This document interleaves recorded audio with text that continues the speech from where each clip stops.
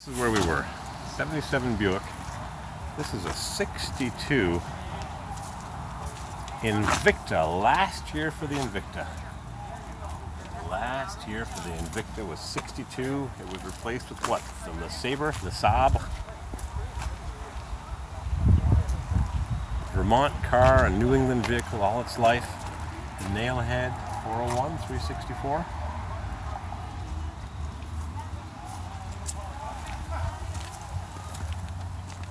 The dashes were a lot simpler, and then they got complicated again back in the mid-60s.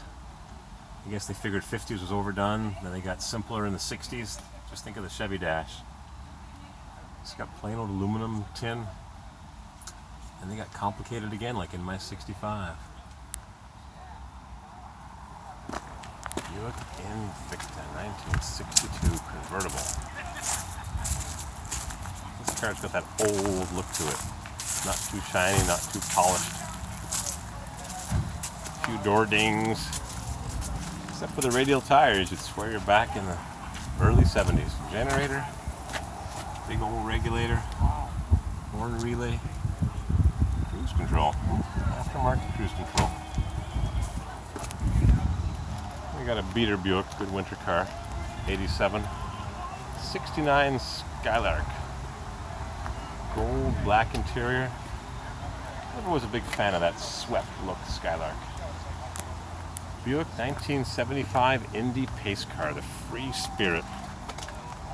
Red, white, and blue. Swivel bucket seats.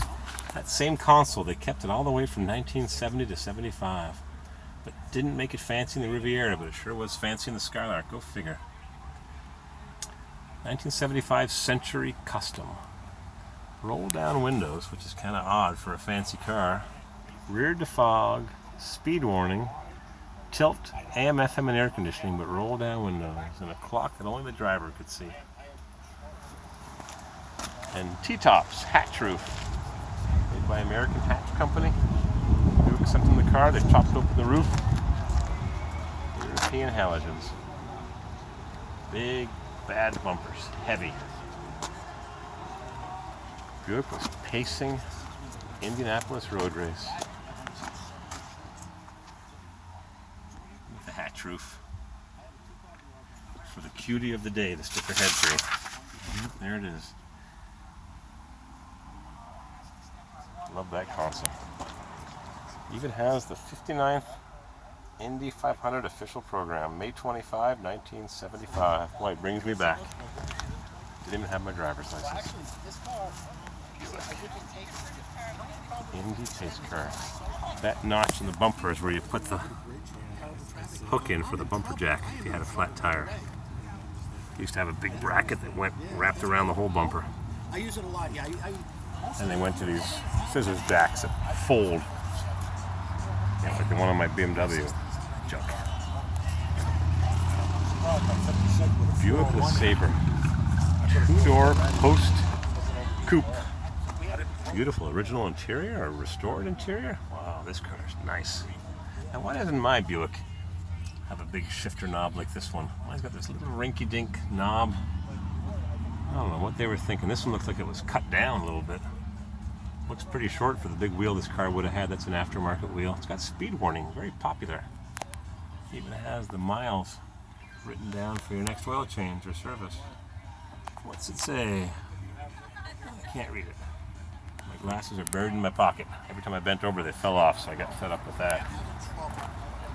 Nailhead 1963 Buick LeSabre two-door sedan. You bought a Buick, but you bought it cheap. Two-door sedan. Post coupe. Call it what you want. Pillared two-door. Next to the 1975 and a 69 and 80s. What was that? 90s? Forget.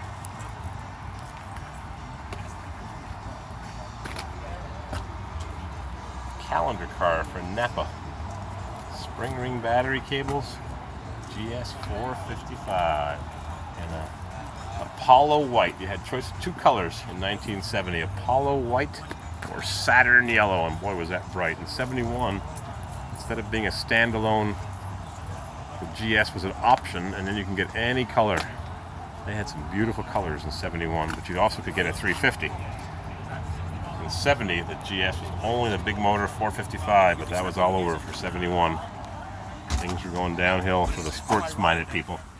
350, maybe even a 2-barrel. This one's just plain Jane. Hood tack, gauges, clock, AM radio, just like you would have ordered it. Power disc brakes. Sport mirrors and a hood tack, just like the Pontiac and the AMC machine. 1970s, the pinnacle. This is not a stage 1. Still a rare, valuable car. Look at the options.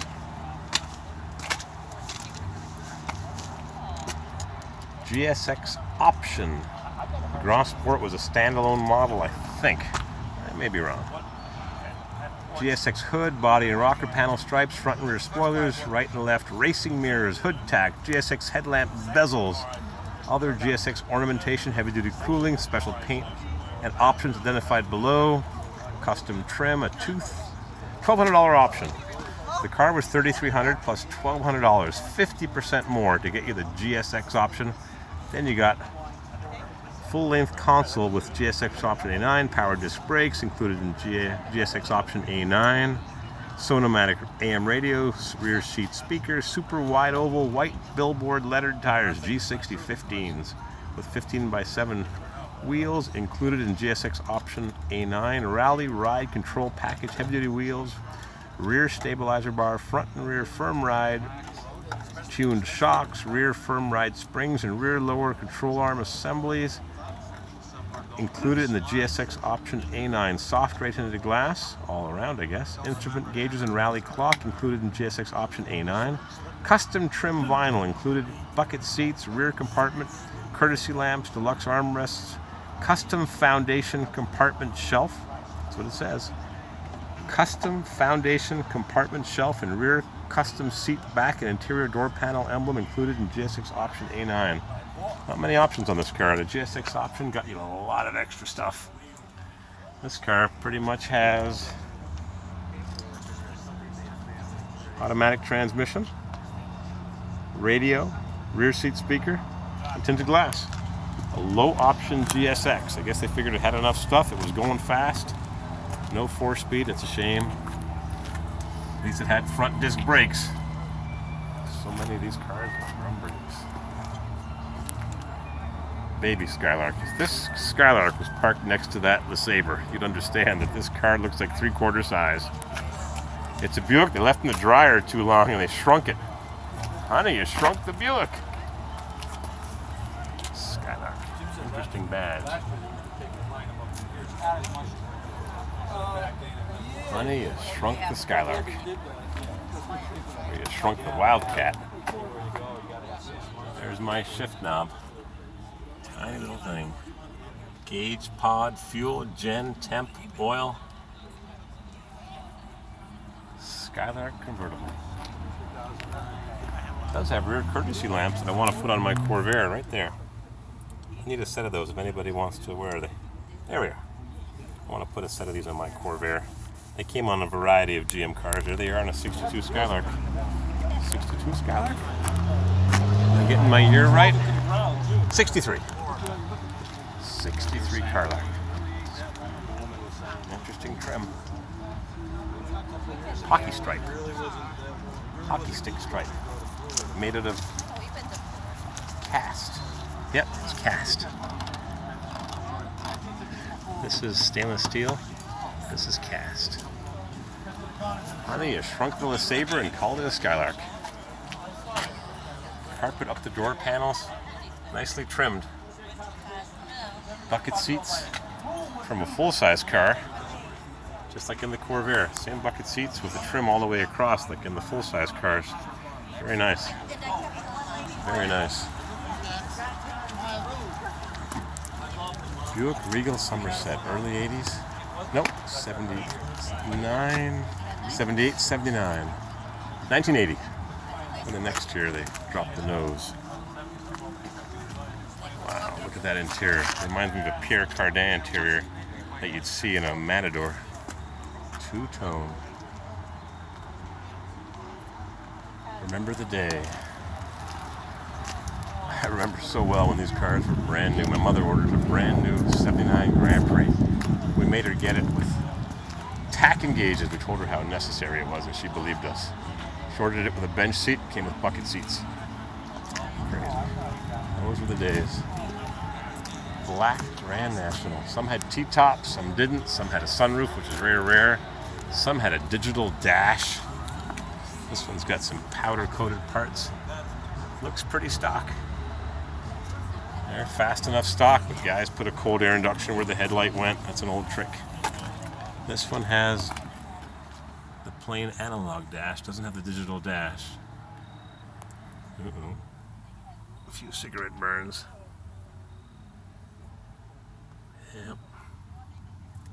Power windows, power locks, tilt, cruise, AM/FM cassette, air conditioning. Grand National, boy oh boy.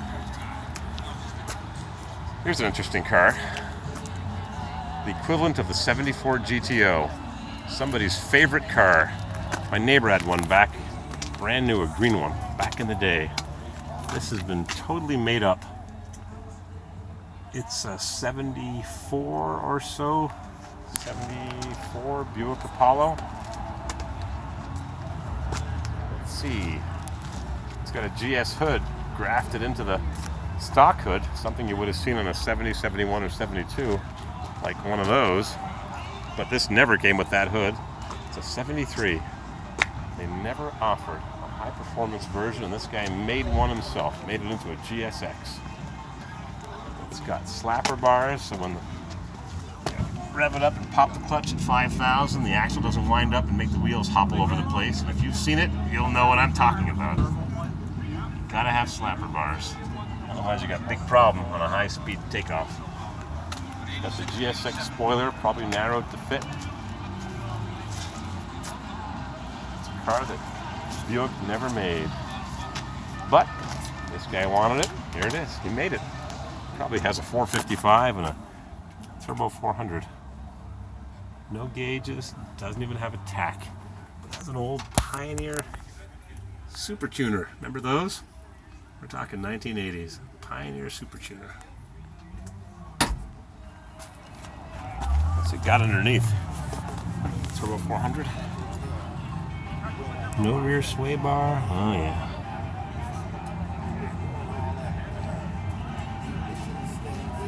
Beautifully restored. He used to have a transverse muffler over here. This guy's got spring assist shock absorbers and shackles that were so commonly seen back in the day. Everybody had shackles. Every Ford, every Chrysler, and burnout residue. Yep. We know what this guy's doing. He's going down the road with his 350. I don't know, could be. Could also be a 455 hooked up to, what's the transmission? Can't tell. Let's see. Turbo 350. Turbo Hydromatic 350. First introduced in '69. Great transmission. A little bit on the light duty side, but they can be made to work. This Buick has a 204R. The smoothest shifting transmission I'd ever experienced in my mom's 79 Grand Prix. We put a Turbo 350 in eventually after blowing up a few of the 200s. Not sure what happened to those. Kaboom! Original owners. 72 Riviera. 455, 293 Posi. Emerald Mist. Original owner. 455.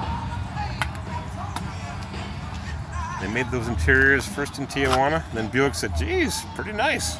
Let's put it in a Buick. Diamond tufted. With the Corvette rear window, the 64 style. Engine turn dash, just like in an Auburn. Riviera. Polished. Look how shiny that is. And that 455, 10.5 to 1 compression, 10 1/4, 10 1/2. This will push you back in your seat. 360 horsepower, and it means it. It's got disc brakes. That's a good thing.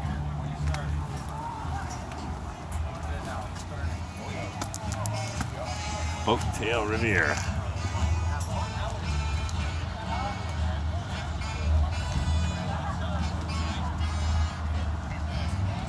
What were they thinking? It was the end of an era. Look at that nose.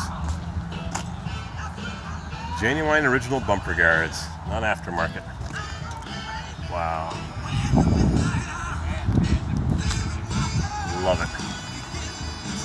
Next to Saturn Yellow Stage 2. They didn't make too many of those, like 3. Stage 1 was it, no Stage 2. Came pretty close.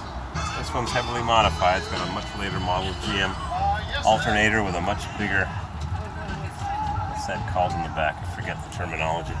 Rectifier. Monster rectifier, probably a big bass stereo in it. Drum brakes though, better for drag racing. They weigh less, you can crank them back so they don't have any drag.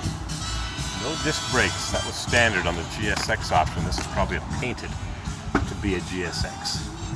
That beautiful console again. Get in, shut up, and hold on. I believe it. Muscle Palooza. I missed it this year. Up on a roof. In 71, Buick offered the N25 option. That was a hole in the bumper for the exhaust pipe to exit. Pretty cool. Put it on the car. 2.5-inch exhaust right to the back.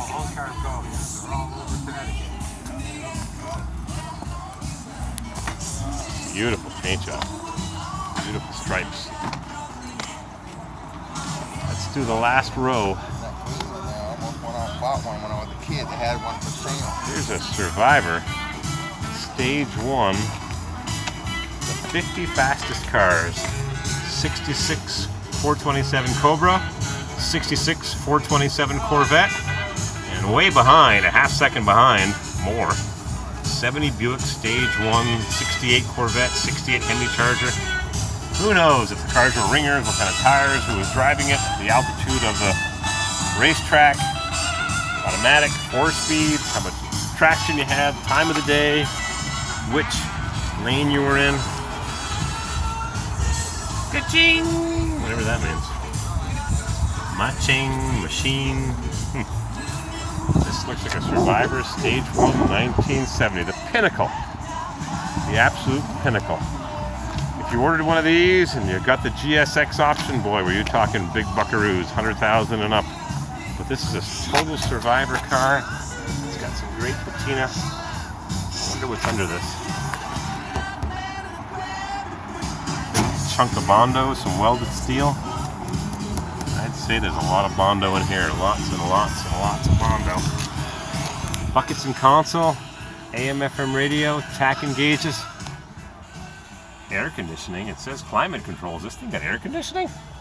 Yeah, I think it does. I'm peeking under the hood while I'm making the video. Buckets, console, air conditioning, AM/FM, no remote control mirror. Yeah, it does. An air-conditioned Stage 1. Stage 1 performance option includes high-performance 455 cubic inch modified V8 engine, 360 horsepower. Yeah, right. Try 460. Low restriction dual exhaust performance action with positive traction, specific ornamentation, heavy-duty radiator, Flint only. Not made in Framingham, not made in California. Turbo 400 full-length console. Power disc brakes, power steering. Wow. An air-conditioned Stage 1, and it's the real deal. Good tin body. Guess I don't mind if I tickle this one and tap on it with my fingernail.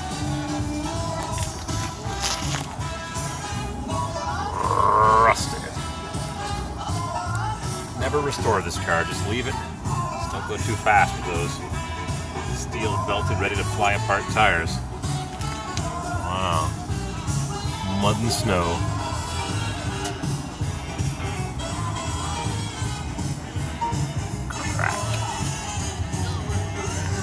Interesting. Driven in the winter. Oh yeah. Bubble, bubble, bubble, bubble, bubble. Quite the restoration project.